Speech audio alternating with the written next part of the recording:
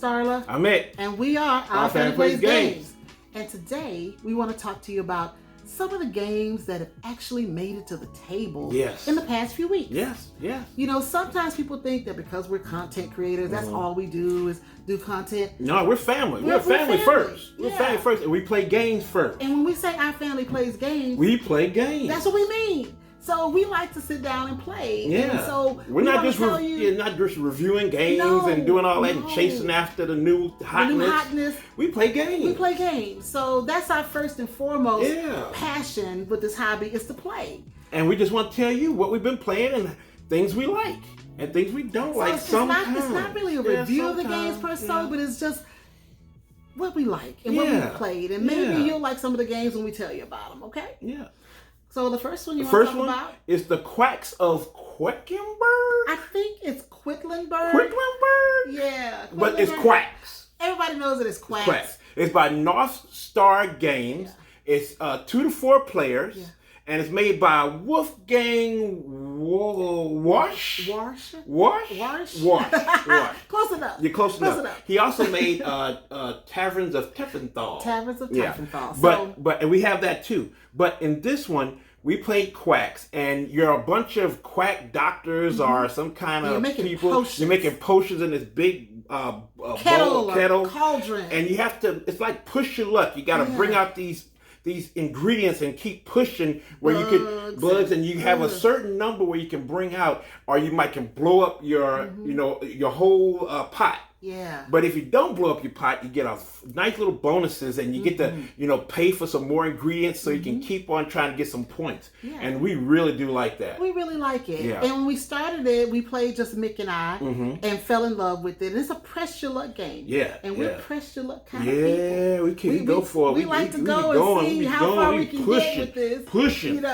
Yeah. And so after I played a couple of games, we decided to add Grant to the mix. We wasn't sure if he would like it.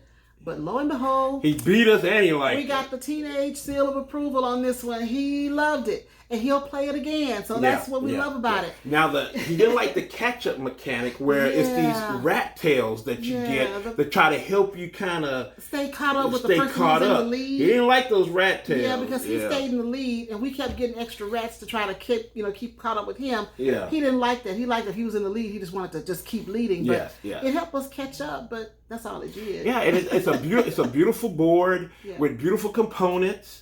And we really do like it. And if you get the expansion, the herb witches, it's more stuff. More stuff to do. Yeah, more stuff. Yeah. So we had some fun with it. We had fun. We had a lot of fun. As we said, Grant was in the lead and he did win the game. But that's okay. Yeah. That's okay. He beats us a lot. He beats us a lot. But Quacks of Quedlinburg, we did like. We did like that one. We like that one. So if you haven't got Quacks, it's a good one. It's one of the hotness. It's kind of the hotness out there. It's new to us, but it's a little hotness. It's the hotness.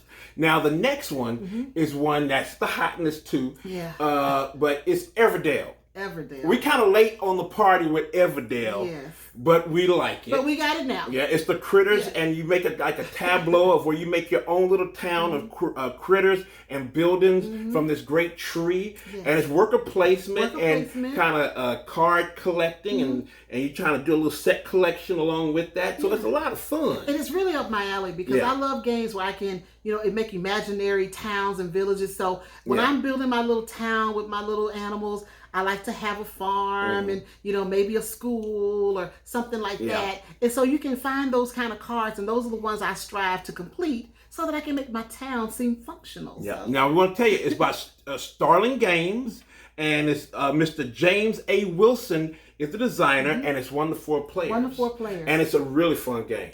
Yeah, it's great. Yeah. And like I said, you get all these cute little critters, and they get a chance to go different places, and I like it. Getting the little berries, the resources are really cool. The resources are cool. The berries and resin and stones. No, not wood. It's twigs. Oh, that's right, twigs. Twigs. Yes, twigs. And then they have stones. Yeah. Oh, they're pebbles. Pebbles. So anyway, we love it. Yeah. And so that's something else you may want to think about if you're looking for a game for your family. And the board is gorgeous. With the big tree. There's a tree. Got a big tree. The Evertree. The Evertree. The Evertree. Evertree. So that's something that you want to think about. It has presence. Yeah. And it has mystery Yes. to it because you want to figure out how to make your town better. And you got all these different. Because you got a limit of cards you can put in your town. Yeah, you can only have 15. so many. That's right. That's it. So you got to be really. So you got to watch yourself. Yeah, and what you gotta put in there. What kind of critters and buildings you put in there, and try to get some combos off of that. Yeah, exactly. You know, to make your town a whole lot better, and to beat your opponent like you did that one time on me. And Everdell, it wasn't something I liked in the beginning. But I was winning because good. when we first got it, he good. won 3 games in a row. So I was thinking that maybe Everdell just didn't like me, or maybe it wasn't a game that I could play. But then he added the Pearl Brook expansion. We have the Pearl Brook expansion, yes. And with the Pearl Brook expansion, I got my little amphibian to help me. Amphibian ambassador. Amphibian ambassador to help me, and that's how I won the game. So now I love Everdell. And those adornments too in the expansion that gives you a lot of stuff. And I got those. Yeah. So and they got pearls. They have pearls. Pearls, yeah. So that was really great. Get it. If you don't have it, try it. You know, try it out. Go try it out. You know, once you get a chance to get maybe to a game store, I know we may not be able to do that right now. You know, you can a little bit though. Yeah, you know, curbside. Some of them do curbside. Yeah, some do curbside. You know, but it's a great game to add to your family. Now, the one thing, they do have 2 more expansions that came out in a Kickstarter. We're going to get those later, hopefully if they come out on retail, but we definitely want to try that out. Yeah. We definitely want to try that out. Everdell. Now, another one that we played, now this is a long time, you know, it's been around for a while. It has. And it's called Majesty for the Realm. Now, Majesty's been in our collection for quite a while. Yeah, and it's made by the same guy, Mark Andre, who did Splendor. Yeah. So, and it's by Z-Man Games. And the last time we played that was back in 2019. Yeah, we put it on the table a couple of weeks ago, and we had not played this game since February of 2019. Yeah. We record everything. Yeah. We record everything. Mick keeps a track of our playtime on BGG, so that way we know when we play the game, you know, how often we played that game. And that just kind of helps us keep our records together, because a lot of times we want to revisit a game that we haven't touched in a year, year and a half. So we want to revisit it. And so it's like, oh, let's go pick something out that we haven't played. I love the new games, but I also love the old games too. I love the games we put in our collection, and they're in our collection for a reason. For a reason. We want to play them. They're not just here. These boxes are not just here, you know, collecting dust. We actually play our games. We play them. Now, Majesty for the Realm, it's an awesome game. So I love the components of the game. You've got the little like poker chip pieces, and you got that's your money, kind of like your money and points. Yeah. And then you have the spread of all these different cards that you have to work with. But I like the weight of those pieces. And it's kind of worker placement too. It is kind of worker placement. Yeah, it's kind of a la, you know, kind of Century Spice Road, where you put your, you know, you put the, you know, your meeples, and then you put your meeples to the point where you try to get the cards. Get the cards that you want, the one you need for. Again, it's another like village type thing. Maybe not a village. You have witches and you got witches and stuff like that. And so you got soldiers and you got a queen and all that. And then you can attack each other. You can attack each other. You can attack each other. You got to make sure you have some protection with your, you know, with your knights. You know, you got to have some protection. Because, you know, you can come and attack. So you got to, But Majesty is another good one. Yeah. It doesn't take long to play. No, it doesn't. I think if you try it, I know if you try it, you're going to love it. You'll like it. You'll love it. So I know you'll love it. Now, another that we just got. Now, this is the hotness. This is the hotness. Yes. Everybody's loving this game. And that's Chai. Yes. That's Chai. Tea. It's about tea. It's about tea. It's about tea. Mm-hmm.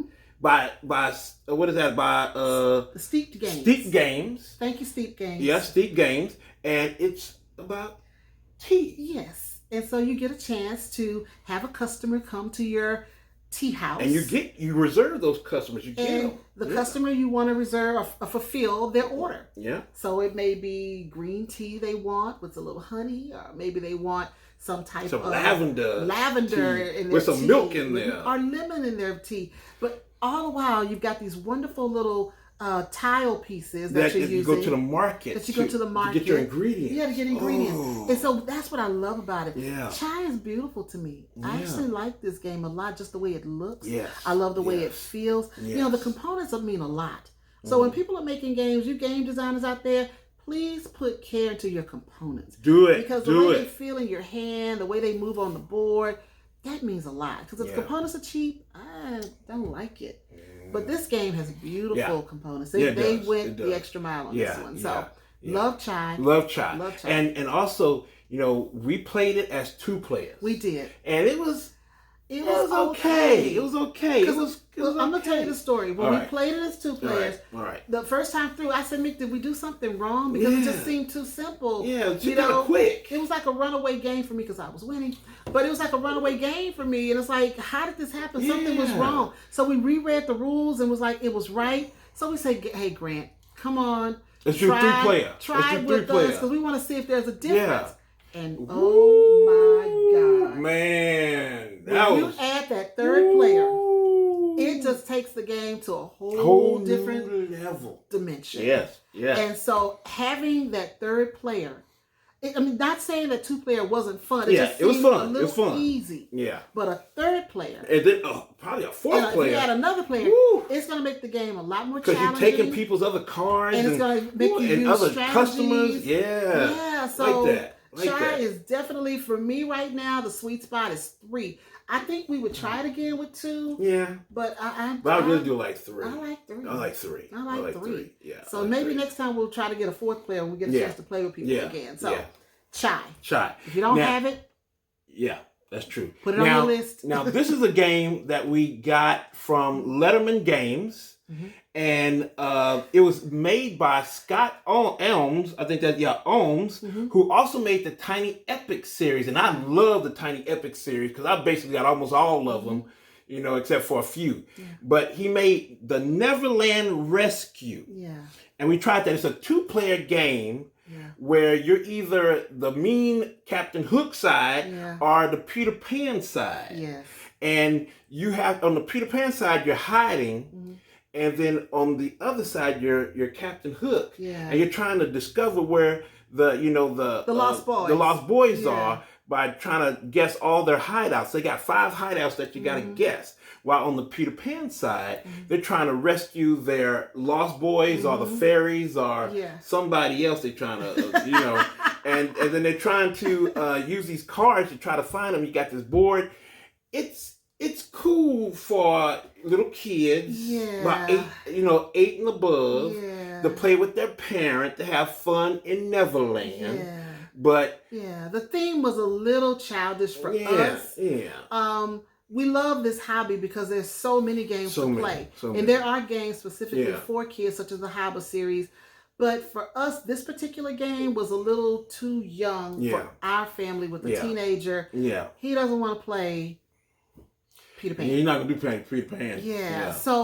But I think it's great, like my husband was saying, if you have a small child, 7 or 8, they may like this game. Yeah. Because I thought that the characters were cute. Yeah. Very diverse. Oh, it was diverse. I love the diversity. Main, what was the little kids Wendy and the brother? Some of the other brother. Kids. Just very diverse characters. They were black. Yeah. They were black. I was like, oh, look at that. So I think that's a great thing that they thought about diversity and adding that to the game. I like that. So I think it's a great game for you to, try. Well, like it's a 2-player game. So with you and your son or daughter, and try Peter Pan. But again, I think once you get past 8 or 9 years old, it may be too young for you. Yeah, but 9, 10, when you hit 10, But the one thing, we kind of had an issue because when Peter Pan side was trying to find, the Lost Boys and the fairies, there wasn't enough rescue cards to help them out. Yeah. It was not a help because the other thing that you could do is belief, because it was 2 ways the belief of Neverland can go. Yeah. Either the good belief for Peter Pan or the bad belief for Captain Hook. Yeah. And either side has the most belief, that side would win. Yeah, exactly. So after you can't find the rescue cards, you have to go with belief. Exactly. And that's where you kind of stuck. So they need some more rescue cards for that. I think so. There may be some improvement in this game. Yeah. But overall, if you had the game in your collection, it would be for younger kids, I think. Yeah. But maybe a little bit younger than 8, really. So? Maybe 6? Maybe 6. Yeah, they might have fun with Peter Pan and stuff. And try to guess the hideaways and stuff. Yeah, that'd be pretty cool. Now, these next two we're going to talk about, these are our loves, and these are the ones that, we really play a lot. They hit the table a lot. First one is Suburbia. From Bezier Games. Yes. and we love that game. We do. Oof. It's one of my favorites. That's the one you picked out. If you that was your heard first one you me picked out. talking some other videos, this was the first game I bought on my own. Yep. We were at a game store. I saw the box. I liked the box. It's got that, I don't know, it was 1950s, but they got this modern, contemporary feel to it, I guess. And I still love this game. It gets to the table a lot. So Suburbia is one where, again, you are building a city. Building a city. And in your city, you know, you've got your suburbs, you've got your parks, post office, office buildings. And for me, again, I like to think logically in my city. I want to have a restaurant. I want to have an airport, an office building. And I try to go for those tiles, to put those tiles inside my city. And you have to work that economics planning side, because you got resources you got to deal with, your money, and also your population. Because if you overpopulate, you're gonna lose some money, and you know it's just and your wild. Town needs a good reputation. Yes, it does. And some things you can put in your town that can bring down, destroy your reputation. Yeah, the reputation. Like you don't want some type of garbage plant, or was it landfill, a landfill, a cemetery, you know, those kind of things will bring your reputation down. Yeah. So I try to avoid those things. But other than that, Suburbia is really cool. It's fun, and there are expansions to it. Yes. Now we know that the collector's edition is out there. Yeah. But we didn't get it because we have it and we like what we got. We got the, broken token organizer in it and stuff, so we got it all together. But we know that the collector's edition is beautiful, and maybe one day we might go for it. Maybe one day. Yeah, you love Suburbia. Yeah. Now, the last one. This is the last game we played in the past few weeks. Yeah, Another one of our favorites. Terra Mystica. By Z-Man Games. Now, before you ask, we have Gaia Project. Yes, we have Gaia Project, but we haven't played it yet, but we are going to get it to the table. But we still love our Terra Mystica. And, I think that's one of our problems. Yeah. We got a whole bunch of games. Yes. And our shelf of shame has just grown exponentially because people keep sending us games. And we love that you send us games, and that's awesome. And then we also buy some too. And then, he won't stop buying. But the problem is, we love our old games. So sometimes I just want to go back to the old game that I'm familiar with before I go to the new game. Yeah. So we've had Gaia Project for quite a while, but we gotta get it on the table. We do. But back to the subject at hand, Terra Mystica. Terra Mystica. Now, Terra Mystica is one of those games, and I think we've told this story too. Yeah. That when we were first learning games, we went to a little gaming event. Yes. And the guy that was teaching games, Charles Washington, he showed us Terra Mystica, and it gave me a headache. Head hurt for a few days. I had no idea what language he was speaking. Nope. I didn't know what was going on. And I told Mick, all the boards and all this stuff, and and I think maybe I worked that day. It had been a long day, and I just was not in the mood to learn all the stuff that was going on. But we didn't give up. At least my husband didn't give up. I didn't give up. We were really fascinated by the game, but just wasn't able to learn it that night. So he went and bought the game. Brought it home. Did the research. And we learned to play it, and now it is one of our favorites. It challenges us to the hill every time. And you have these different factions that you can play, these different factions that have different powers and stuff. Now, you won't let me play one faction, the dwarves that can go under go underneath and burrow underneath. I don't think the dwarves are fair, because when you're trying to terraform, I win at it. I win with them. And you've got this other faction that can go underneath what you're terraforming. I don't think it's fair. So as a house rule, the dwarves are not allowed. Ain't that something? They've got so many other different factions you can play. You just because you want to figure out a way to try to circumvent what I'm doing. So I'm not going to let you do that. That is so cold. No, we can't do that. That is so cold. But other than that, everything else is fair game. But the dwarves... Now, you used to love your witches now. I did. But you let them go. I let them go. And now you have the little fish people. I have the swarmlings. The swarmlings, I thought in the beginning, I liked the witches for two reasons. I liked their powers, but also they were green. Because I like green. But then I tried, Grant started liking the witches. So I let Grant have the witches. And I said, well, I'm going to try the swarmlings. And when I went to the swarmlings, which are blue, I like the swarmlings. So I let the witches go. Let the witches go. I let them go. Let them go. I'm into the And I like the nomads, though. I like the nomads. I do. But you won't let me have the fickers. I mean, the people that float. The fakirs. You won't let me have them either. No. So, but, you know. But I have the nomads, though. So, you know, every house has a rule. And there's some rules we have to have in order to keep everybody happy. Yes. So that's one. Yes.